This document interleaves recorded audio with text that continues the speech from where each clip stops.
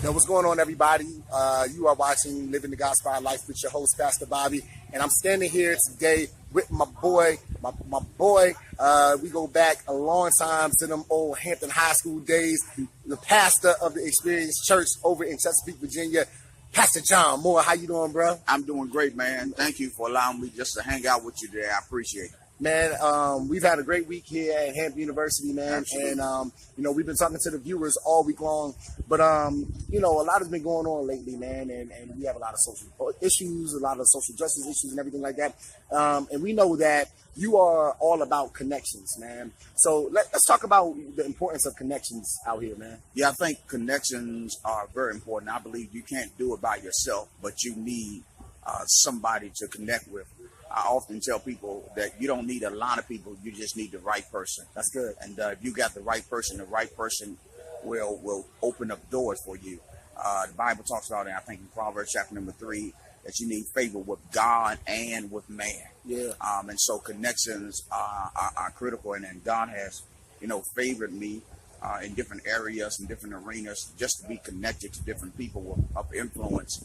And it's nothing that I've qualified for. I've been perfect or anything, but I believe it's just the hand of God, and that's who I give the credit to. Man, that's amazing. Listen, so connections are important. So I'm glad I'm connected to you because you're like the next bishop of 757. Oh no, right? No, sir. You're the next bishop of 757. So I'm glad I'm connected to you. I'm glad I can have this time with you, man. Now you grew up, man, just like I grew up in a traditional type church, right. cozy, right? Right, absolutely. And then you went to the Baptist world, man, right. And now you like me, man, in the independent realm, man. Right. Yo, how important is it for us to do church?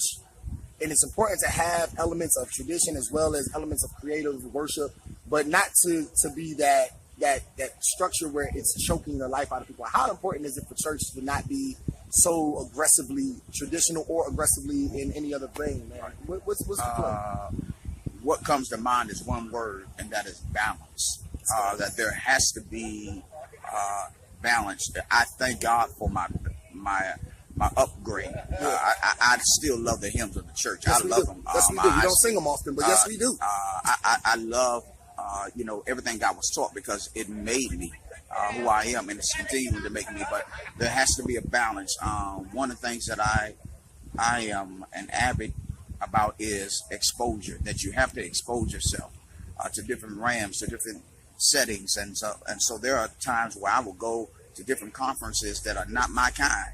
Yeah. And just to learn, and every week I have the privilege of the building that we're in now. There was another church that was in there. They moved down the street, built a beautiful edifice, but every week I sit in their staff meetings, and I learn how to really do church, and because there's a behind the scenes to this thing. But I think exposure and balance must be needed, that you need the traditional, but you also need the contemporary. They all work better together. And so I think it's critical that you have that balance. So it's the power of not doing church as usual mixed with having connections. Absolutely. That is important, man. Absolutely. And so as a black pastor, we're getting into that multicultural age, man. How important is it for your church as a black pastor to be multicultural? I think for me, man, I think people, statistically, it is shown that people come to church for two reasons: for the word and for worship. Yeah. But also, it's important that people feel important from the moment they hit that parking lot to the moment they sit in their seat, because they're judging whether they're going to come back to your service or not. Not even, there's no song that's going on, there's no preaching, but how they were treated from the moment they park their car to the moment they sit into their seat. And all of that is critical. Yeah. All of that has to be intentional, and people have to feel welcome. So I think it's critical that we really study church, study that dynamic, study.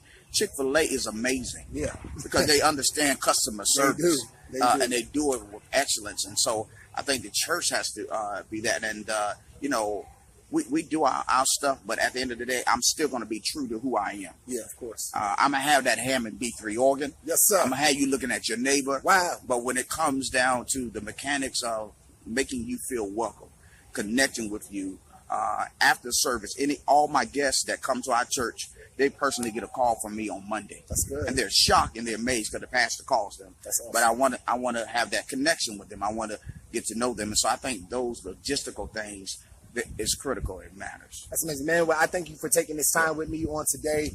Tell everybody what's your website, where they can reach you, and what's your address in your church. I'm on social media. You can reach me at JX Moore.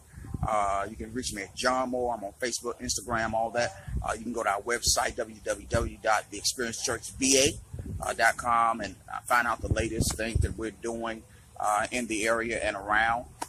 And stay connected with me. I'm grateful and honored to be here with you today. Thank you. It's Pastor John Moore, Experience Church. I'm Pastor Bobby, your host. You are watching Living the Godspired Life. Don't forget to like, share, and subscribe to our YouTube channel, Christian Entertainment Television. Live a Godspired life. Peace.